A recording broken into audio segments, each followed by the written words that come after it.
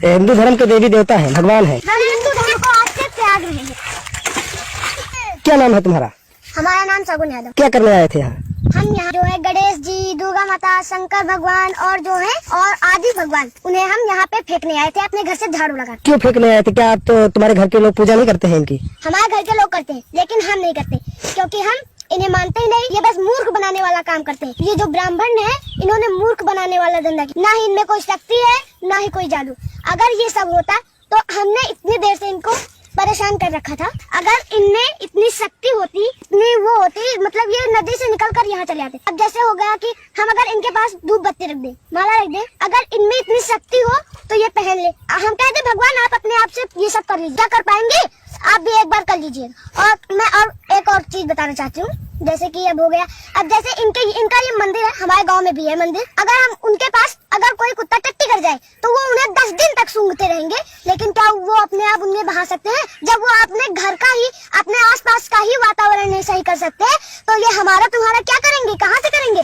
है इनमें शक्ति? अगर इनमें शक्ति होगी तो ये अभी नदी से चले आएंगे। मैंने सवाल किया है कि वो कृष्ण की पुजारी है और जब बुत परस्ती करती है, मूर्ति पूजा करती है, तो उस ईश्वर का फोटोग्राफ रखती है, उस ईश्वर की मूर्ति रखती है ताकि कंसंट्रेशन के लिए, तो इसीलिए मूर्ति पूजा करती है। बहन, आप हिंदू धार्मिक किताब में लिखा है कि मूर्ति पूजा गलत है, और मैं कई बार कह चुका हूँ, फिर से दोहराता हूँ कि लिखा है श्वेताश्वेतर उपनिषद में चैप्टर नंबर 4 मंत्र नंबर 19 और यजुर्वेद में अध्याय नंबर 32 मंत्र नंबर 3 में न तस्य प्रतिमा अस्ति। उस ईश्वर, उस भगवान की कोई प्रतिमा नहीं, कोई फोटोग्राफ नहीं, कोई पिक्चर नहीं, कोई पेंटिंग नहीं, कोई बुत नहीं, कोई मूर्ति नहीं। आपकी मजहबी किताब में साफ तौर पर लिखा है मूर्ति पूजा गलत है, फिर भी हिंदू धर्म के अधिकारी पंडित मुझसे कहते, मैं जब कहता हूं आपके मजहबी किताब में साफ लिखा है गलत है, क्यों करते आप मूर्ति पूजा? तो वो कहते हैं कि मूर्ति पूजा करते हैं, मानते हैं गलत है, लेकिन मूर्ति पूजा करते कंसंट्रेशन के लिए। जब हम हायर लेवल ऑफ कॉन्शियसनेस पहुंच जाएंगे तो मूर्ति पूजा की जरूरत नहीं। पहले पहले शुरुआत में कंसंट्रेशन के लिए मूर्ति जरूरत है, हायर लेवल पे, हायर कॉन्शियसनेस पे मूर्ति की जरूरत नहीं।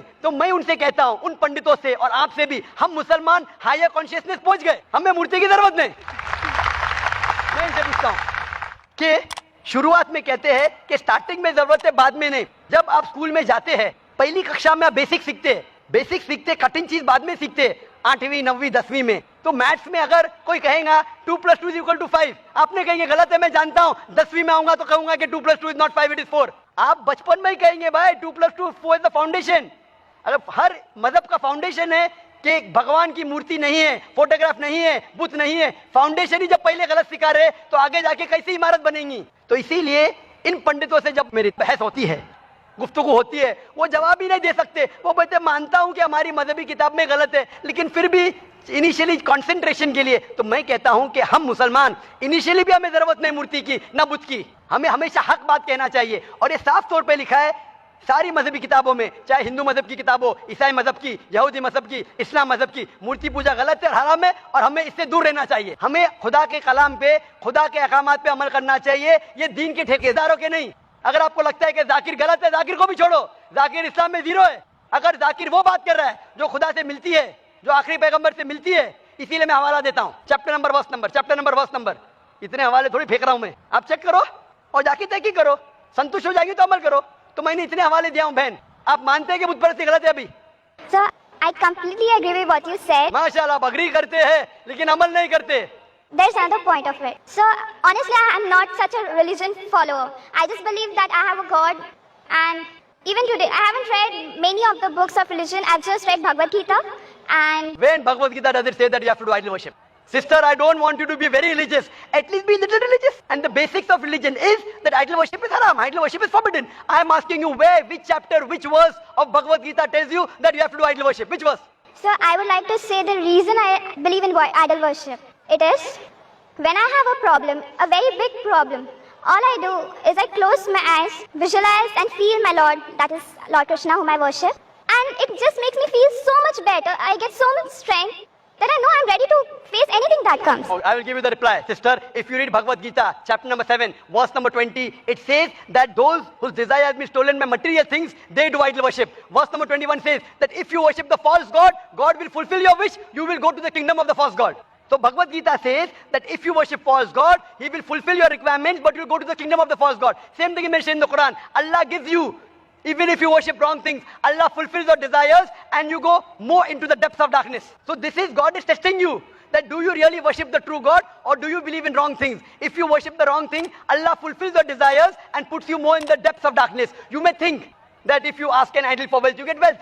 Wealth will not take you to paradise. Following the commandments of God will take you to paradise. So sister, isn't it mentioned in Bhagavad Gita that don't do idol worship? It says those whose intelligence has been stolen by material desires, they do idol worship. So do you mean, I'm asking you, are you a materialistic person? I don't think so. So then why do you do idol worship? You are going against the teachings of Bhagavad Gita. I get it. I would like to think about it. Thank you, sir. Go back home, think about it, read the translation of Bhagavad Gita, and I request you to even read the translation of the Quran. Inshallah, you read the translation of the Quran, and inshallah, I will ask the sisters to give an English translation. And if you are satisfied, it will show you the true direction of how a life should be led. Hope that answers the question, sister. दोस्तों कितना खूबसूरत एहसास है ना कि जब हम अल्लाह से अपने दिल की बात करते हैं तो वो सब कुछ जानते हुए भी हमारे बात को सुनता है और अल्लाह ताला दुख की दास्तान को बड़े ध्यान से सुनता है। कुछ गमों को मिटा भी देता है और कुछ उलझनों को सुलझा भी देता है। लेकिन जब अल्लाह ताला हमारे गमों को मिटा देता है, उलझनों को सुलझा देता है, तो फिर हम इंसान